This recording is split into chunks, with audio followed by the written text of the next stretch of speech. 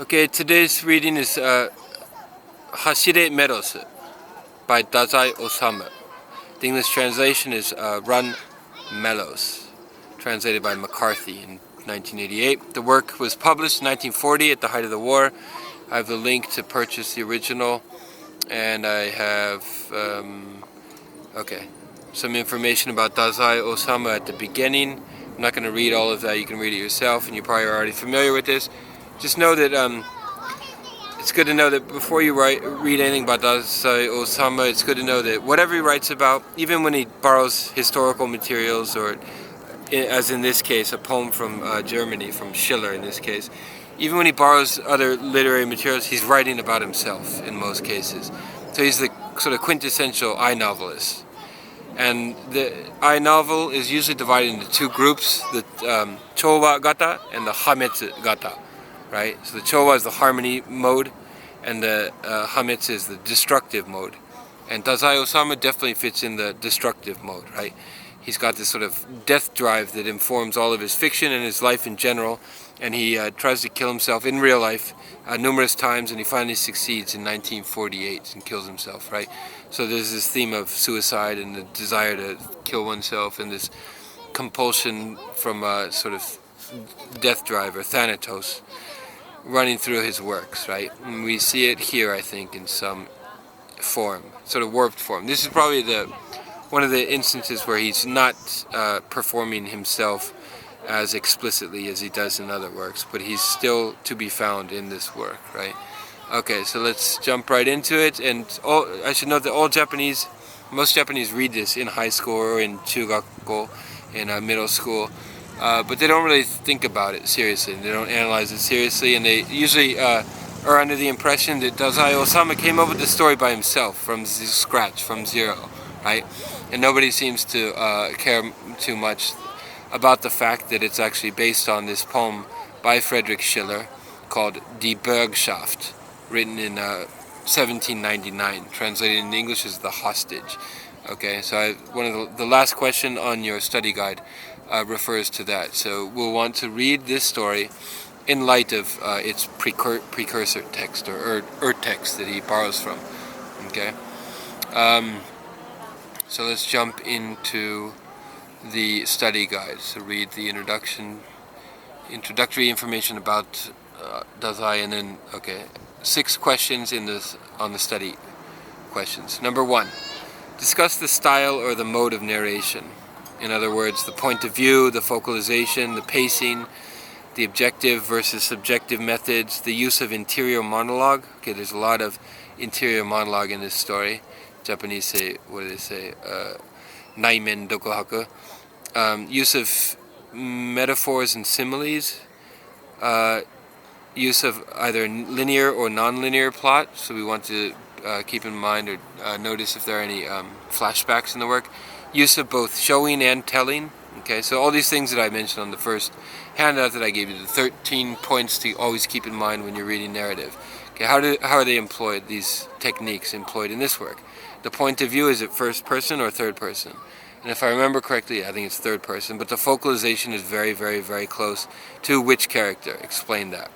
Okay, the pacing, the use of, I have that number 4. Number 2, describe the setting. In what sort of world is the story set? Okay, why do you think Dazai chose to rewrite this ancient legend? Okay, and we have something interesting going on here too, because Dazai borrows the work from, or he sort of bases his work off of this poem by Schiller, written in 1799. Schiller, in turn, bases his poem off of a famous legend from ancient Greece, right? So we have sort of 3 layers at work already, right? The ancient Greek legend itself, Schiller's adaptation of that legend in his poem, and then Dazai's adaptation of Schiller's adaptation. So we're thrice removed from the original story already, which makes it kind of an interesting lens to view the story. In which to view the story. Where are we? Pause. Yes. Why do you think Dazai chose to rewrite this ancient legend? Was he trying to tell us something about his contemporary world? Explain. Okay, so keep in mind that even when authors, as we discussed in the Akutagawa assignment, the Akutagawa work, even when authors write about the distant past, they're usually implicitly talking about their own world that they live in, right? So it's rarely the case where authors write about the past and set their stories in the past in order to reveal something about the past. That's only a secondary concern for them in most cases. Okay, what they're concerned with first and foremost is this world, the world that they're living in. Okay, so what is Dazai Osamu trying to tell us about the contemporary world by writing this story? Okay, that's number 3. Domo. Number 4. Write a 1-paragraph summary of the story in your own words. Okay, so we already had one video that discusses how to write a summary for a short work of fiction, and when you do so, you include only the constitutive events. Don't talk about the non-constitutive events or the minor details or the digressions and so forth. Okay, so just a brief 1-paragraph summary of the work. Number 5. What are the main conflicts or themes of the story? Okay? In other words, what is the story trying to tell us about good versus evil? What about the concept or the category of righteousness? About faith? About love and trust and loyalty? And nihilism of the modern world, for example. Doubt. Okay? Virtue ethics in general. Okay, so you can see, you might be able to read this work as a kind of celebration, or on the contrary, as a lament of the fact that classical virtues, in the case of Japan, Confucian virtues, in the case of West, classical virtues or Christian virtues, kind of disappear in the modern world, right? And Dazai Osamu is very keen to that, very sensitive to this fact that virtues no longer exist very much in the modern world, right? And he's kind of lamenting their disappearance and perhaps trying to revive them in this work, right? So what is he saying about virtues and the lack thereof and their disappearance in the modern world, okay? So the main conflicts, and the main conflicts I want you to answer as well, the main conflicts, for example, between character A and character B. In what way are they conflicted? How are they opposed to each other? How do they resolve their opposition, and so forth? Okay, so then include that in your answer to that question. Number 6. Number 6 probably requires the most work because it's a comparison of Dazai's story and Schiller's German poem, which itself is based on the Greek ancient legend of Damon and Pythias. Okay? See below, I have a note on that.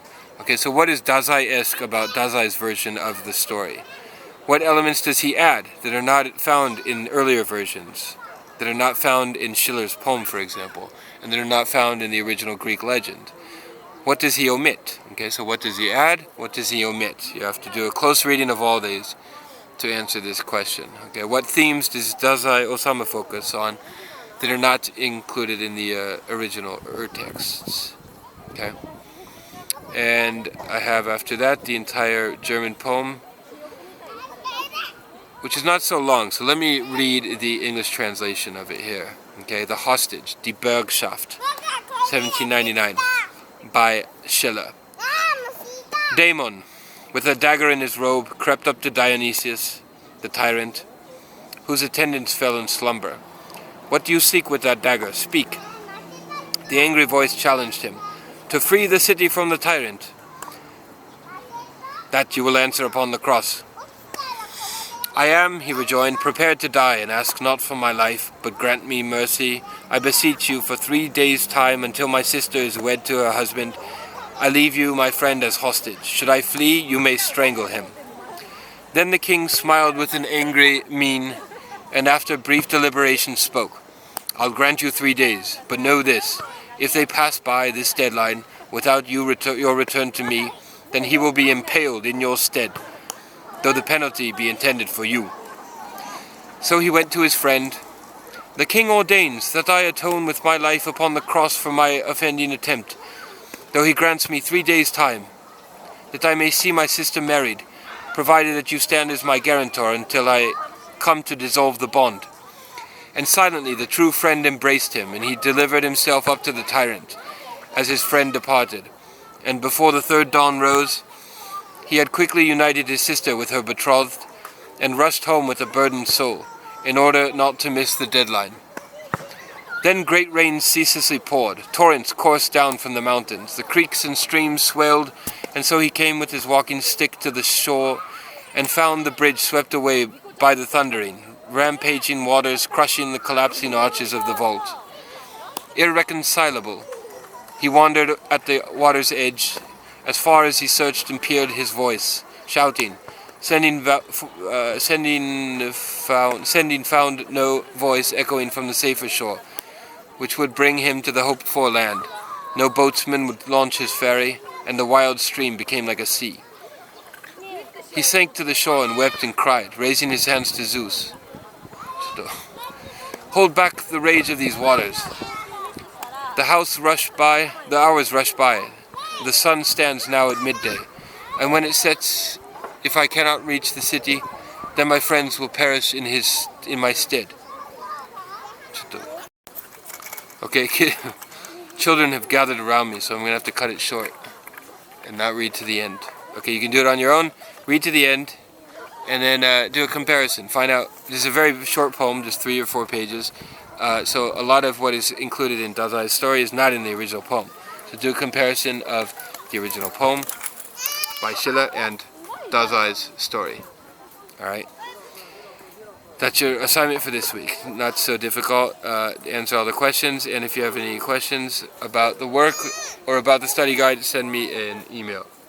Bye-bye.